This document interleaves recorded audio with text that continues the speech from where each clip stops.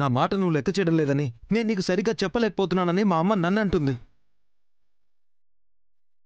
నేను నీకు ఏం చెప్పలేకపోతున్నాను, మా అమ్మకి ఏం చెప్పలేకపోతున్నాను. నువ్వంటే సంపదకి ప్రేమ లేదురా అంటుంటే నాకెలా ఉంటుంది చెప్పు?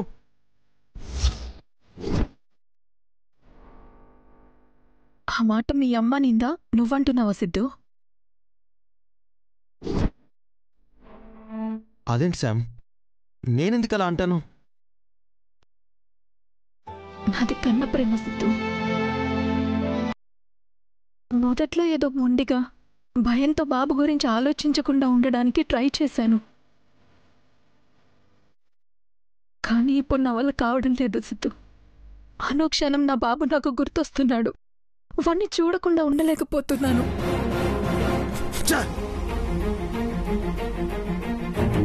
బాబు బాబు బాబు బాబు గురించే కానీ నా గురించి నీ గురించి ఎప్పుడైనా ఆలోచించావా శామ్? బాబు అంటే నీకెంత ఇష్టమో నాకు తెలీదా? కేవలం నీకోసమే కదా, నీ బాధ చూడలేక బోనాల్లో ప్రాణాలకి తెగించి బాబుని తీసుకురావడానికి నేను ప్రయత్నించాను. శౌర్య చేతిలో నేను చావు దాకా వెళ్ళొచ్చాను కదా శామ్. ప్రతిసారి తప్పించుకోలేను శామ్. అందుకే మంచి టైం చూసి బాబుని తెచ్చుకోవాలి. అప్పటిదాకా నువ్వు ఇలా నాకు చెప్పకుండా ఏ పని చేయకు.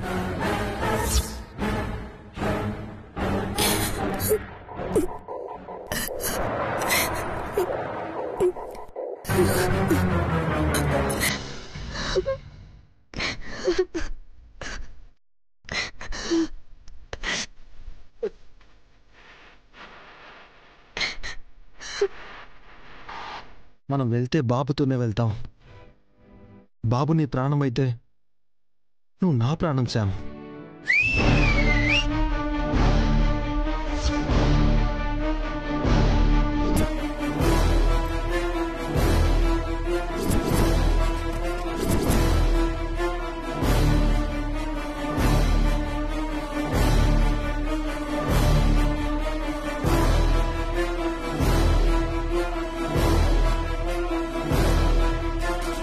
మొత్తం వినేసిందా?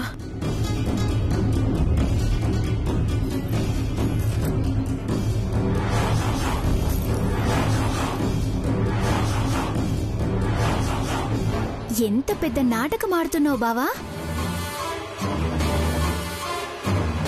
నీలాంటి నటులు నెవర్ బిఫోర్ ఎవర్ ఆఫ్టర్. తనంటే అంత ప్రేమేంటి బావా? బాబు తన ప్రాణమైతే తను నీ ప్రాణమా? ఇలాంటి డైలాగ్స్ సినిమాలో పడితే బావా నీ సినిమా 100 డేస్ అంతే. మంచి లవ్ స్టోరీ రాస్తున్నావు బావా, సూపర్. ఇందాక నాన్న సంపదక్క యాక్టింగ్ చూపించి అమ్మాయి పెద్ద ఆర్టిస్ట్ అవుతుంది, బాగా నటిస్తుంది అన్నాడు. నేనేమో అంత బావ ట్రైనింగ్, బావ స్టోరీ కాబట్టి 70% క్రెడిట్ బావదే అని చెప్పాను.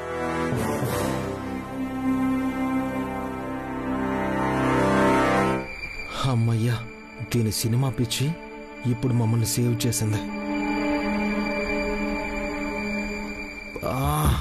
ఏంటి బావా తల పట్టుకున్నావు? ఏం లేదు, కొంచెం తలనొప్పిగా ఉందా. అవునా, సరే ఉండు, ఇప్పుడే వస్తాను.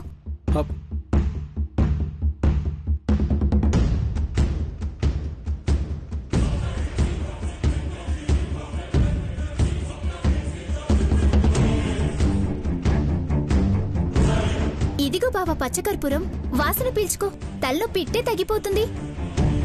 ఇటివ్వు, నేను వాసన పిలుస్తాను. పర్వాలేదు బావా, నేను పట్టుకుంటానులే.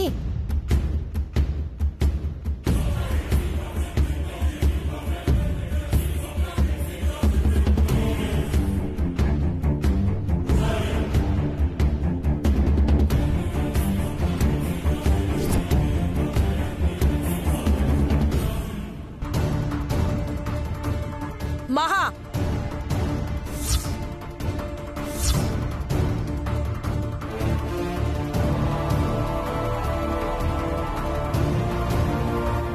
ఏం చేస్తున్నావు?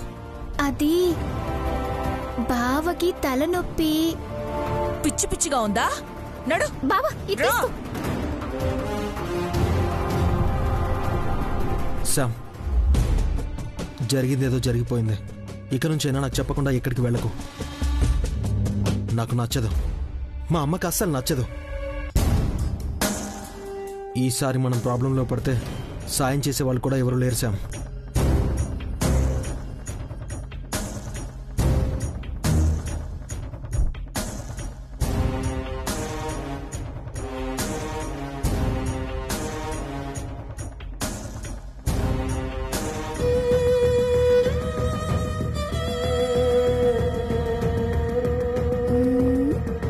హే కన్యా,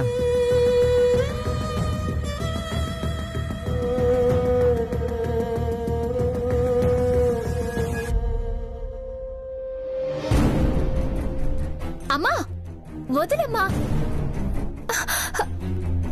నీకా సిద్ధుగాడితో ఏం పనే? నీకు కనీసం అన్నం వండటం కూడా రాదు, వాడి కోసం పాయసం చేసుకుని తీసుకెళ్లావా? ఎందుకు ఎందుకు ఆ చెప్పు. అమ్మా అది బావ కోసం. బావా లేడు, గడిది గుడ్డు లేదు. ఇన్నాళ్ళు లేని చుట్టరికో ఇప్పుడు ఎక్కడి నుంచి వచ్చింది? అసలు నువ్వు వాడితో మాట్లాడడానికి వీల్లేదు. ఎందుకమ్మా? బావ చాలా బాగా మాట్లాడతాడు, మంచివాడు. మాట్లాడితే తప్పేంటమ్మా? ఎదురు మాట్లాడడం నేర్చుకున్నావా? వాడితో మాట్లాడదని చెప్తున్నాను కదా. ఏమైంది రాజమ్మా? ఎందుకు మహా మీద అరుస్తున్నావు? చూడండి నాన్న, బావతో మాట్లాడొద్దు అంటుంది. ఎందుకు అంటే అరుస్తుంది. ఏంటి రాజమ్మా ఇది? చిన్న పిల్ల, వదిలే. అమాయకురాలు కూడా, అదే నా భయం. మహా, నువ్వైనా అమ్మ మాట వినొచ్చు కదా. మన బావే కదా నాన్న, బాగా మాట్లాడతాడు, బోల్డ్ అని కథలు చెప్తూ ఉంటాడు, మంచివాడు. అందుకే బావతో మాట్లాడడం అంటే నాకిష్టం. ఇష్టం అంటే? ఇష్టం అంటే ఇష్టం, అంతకంటే నేనేం చెప్పలేనమ్మా. నాకు సిగ్గు. దీని వాలకం చూస్తుంటే నాకేదో తేడాగా ఉందండి. ఏంటి, కొంపదీసి వాణ్ణి ప్రేమిస్తున్నావా ఏంటి? అదంతా నాకు తెలీదమ్మా. నాకు బావతో ఉండాలనిపిస్తుంది, మాట్లాడాలనిపిస్తుంది, అంతే. చంపేస్తాను ఇంకోసారి ఆ కూత కూసావంటే. వాళ్ళమ్మ సంగతి నీకు తెలీదు. వాళ్ళ నాన్నే వాళ్ళని భరించలేక పారిపోయాడు. అదీ కాక వాడు ఎవరో అమ్మాయిని వెంట పెట్టుకుని తీసుకొచ్చాడు. అమెరికా వెళ్తుంది అంటున్నాడు, యాక్టింగ్ లో ట్రై చేస్తుంది అంటున్నాడు. వాళ్ళ మాటలేవి నమ్మడానికి లేదు. నాకు తెలిసి వాళ్ళ మధ్య ఏదో ఉంది. లేకపోతే అది ఎప్పుడు వాణ్ణి ఎందుకు అతుక్కుని ఉంటుంది చెప్పు?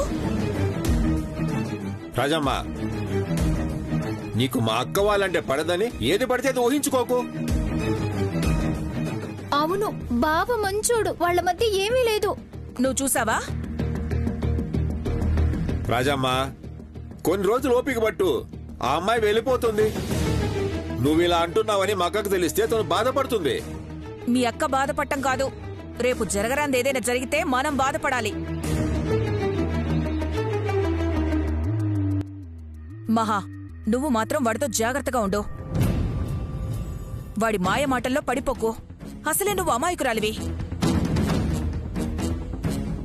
అలాగే వాణ్ణి బావా అని, దాన్ని అక్క అని పిలవకు, సరేనా? మాట్లాడవే. అబ్బా, ఉంటుందిలేవే.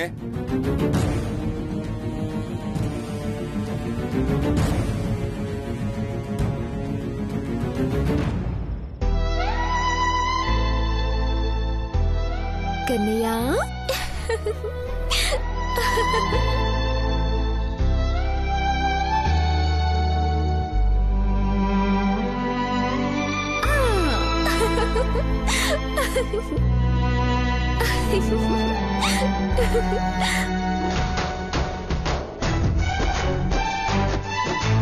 కన్నయ్య,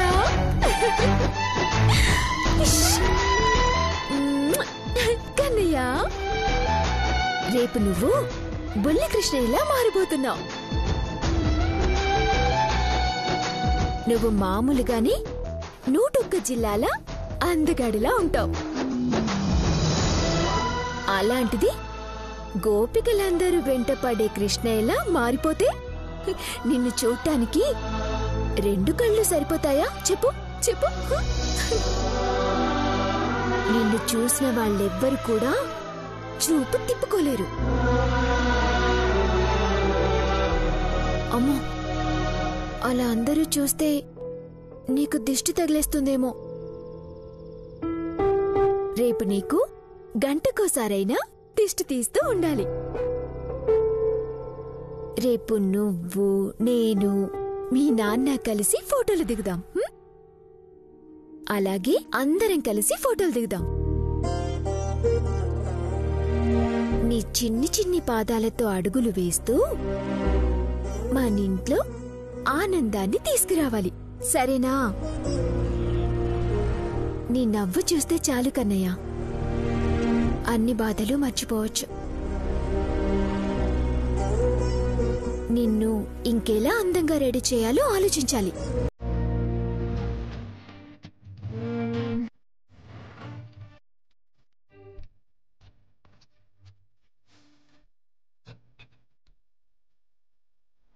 బాబు మీద నీ ప్రేమ చూస్తుంటే ముచ్చటేస్తుంది కళ్యాణి.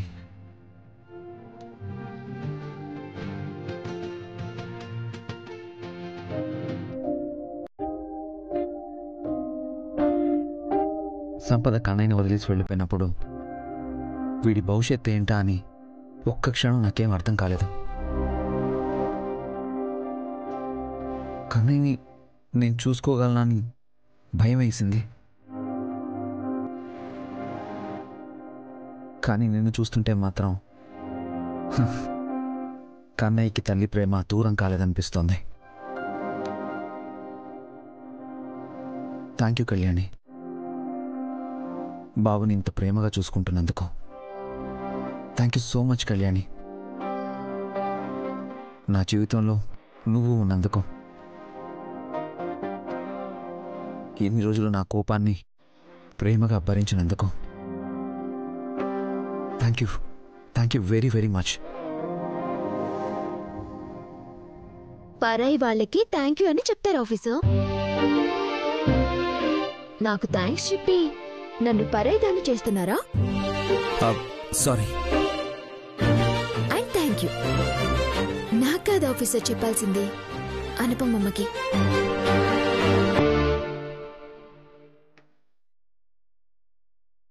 ఒకప్పుడు నేనేంటో ఇప్పుడు నేనేంటో నాకు తెలుసు. నన్ను అనుపమమ్మ చాలా మార్చింది. ప్రేమని పంచటం, ఓర్పుగా ఉండటం అమ్మ దగ్గరే నేర్చుకున్నాను. చాలా రోజుల నుంచి మీరు అనుపమమ్మని అమ్మ అని పిలవడం లేదు, బయటికి చెప్పడం లేదు. కానీ అమ్మ చాలా బాధపడుతుంది.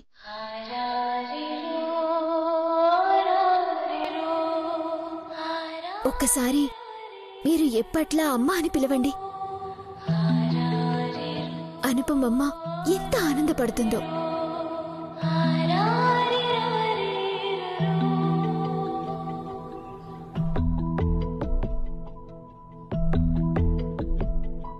నిజమే కళ్యాణి, అనుపమమ్మ విషయంలో తప్పు నాదే.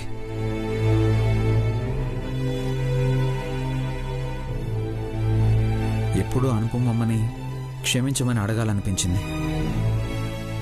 కానీ అనుపమమ్మ కళ్ళల్లోకి కళ్ళు పెట్టి చూడలేకపోయాను.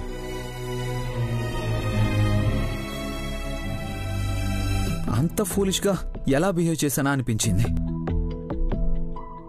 కోపం వచ్చినప్పుడు నన్ను నేను కంట్రోల్ చేసుకోలేక ఆ కోపాన్ని అనుపమమ్మ మీద చూపించాను.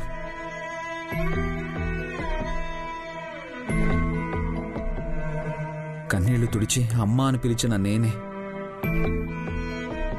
మళ్ళీ అమ్మ కళ్ళలో కన్నీళ్లు రావడానికి కారణమయ్యాను.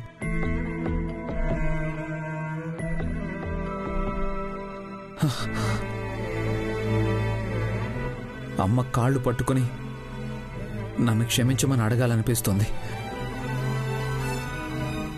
అడుగుతాను.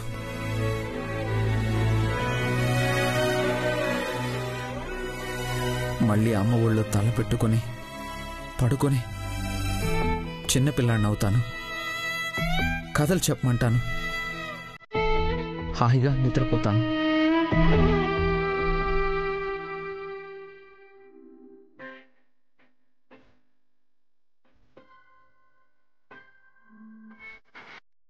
మొత్తానికి నాకు కాంపిటీషన్ వస్తాను అంటారు అంతేనా? ఏదో ఒకసారి 2 సార్లు అంటే ఓకే. ప్రతిసారి మా అమ్మ ప్రేమ పంచుకుంటానని నాతో పోటీకొస్తే మాత్రం నేనొప్పుకోను, చెప్తున్నాను. హలో మేడం, నీకంటే ముందు నాకు అమ్మ, ఓకేనా? నువ్వు బొంగమూతి పెట్టుకున్నా అంతే.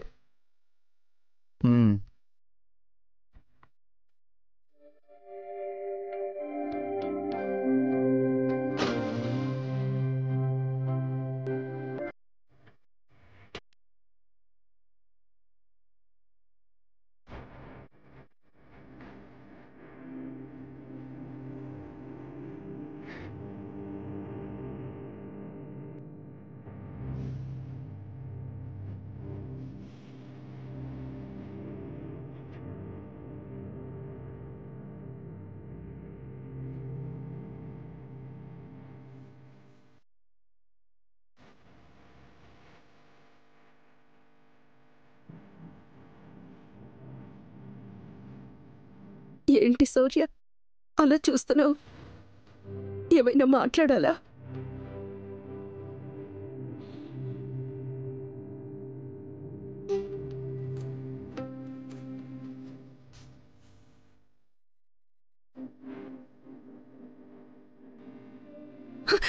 శౌర్య,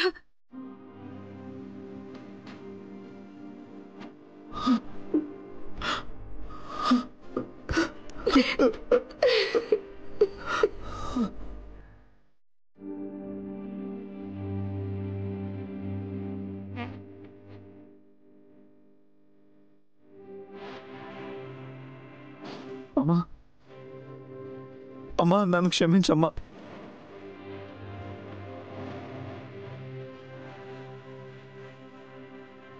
నువ్వు నన్ను ఎంత ప్రేమిస్తావో తెలుసు. నువ్వేంటో నాకు తెలుసమ్మా. కానీ ఇన్ని రోజులు నిన్ను బాధ పెట్టాను.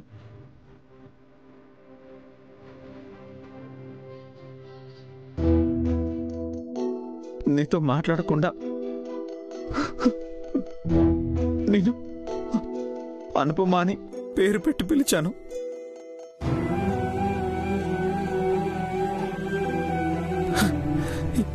ఎక్కడో కోపం నీ మీద చూపించాను. అయినా నువ్వు నన్ను తిరిగి ఒక్క మాట కూడా అనలేదు. నాకంటే వెనక నీ ప్రేమను పొందిన కళ్యాణి నీ ప్రేమను అర్థం చేసుకుంది.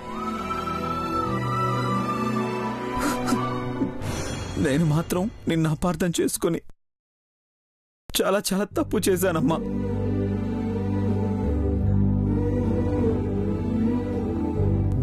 నన్ను క్షమించమ్మా, నన్ను క్షమించమ్మా, క్షమించు.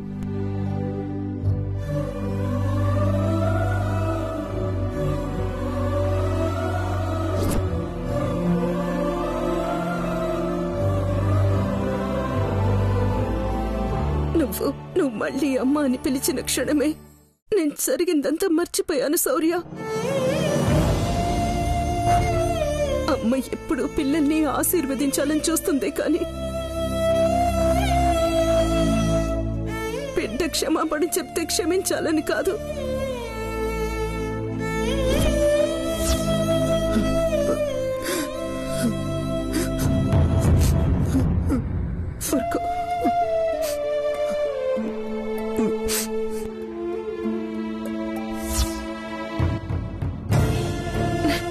నీకు పెళ్ళైంది, బాబు కూడా ఉన్నాడు. కళ్యాణి నువ్వు ఎప్పుడు నవ్వుతూ ఉండాలి శౌర్య. అది నాకు కూడా ఆనందం. తప్పులు అందరూ చేస్తారు, కానీ అది తెలుసుకొని ఆ తప్పులు సరిదిద్దుకున్నప్పుడే నిజమైన జీవితం మొదలవుతుంది. నువ్వు కళ్యాణి ఇద్దరూ నా బిడ్డలే. మీరు ఆనందంగా ఉంటే ఇల్లంతా ఆనందంగా ఉంటుంది శౌర్య.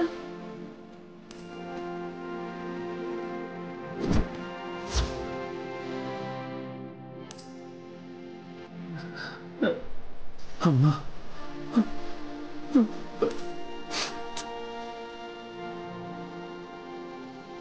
అమ్మో అమ్మో, అనుపమమ్మని మళ్ళీ శౌర్య అమ్మ అని పిలిచేశాడు. ఇంకేముంది, కళ్యాణి అనుపమమ్మ ఈ ఇంటి మహాలక్ష్ములు అయిపోతారు.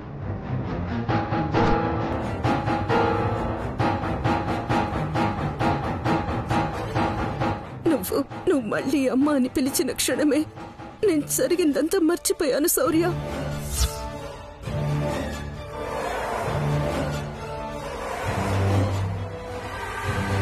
అమ్మో అమ్మో, జరగాల్సిందంతా జరిగిపోయింది.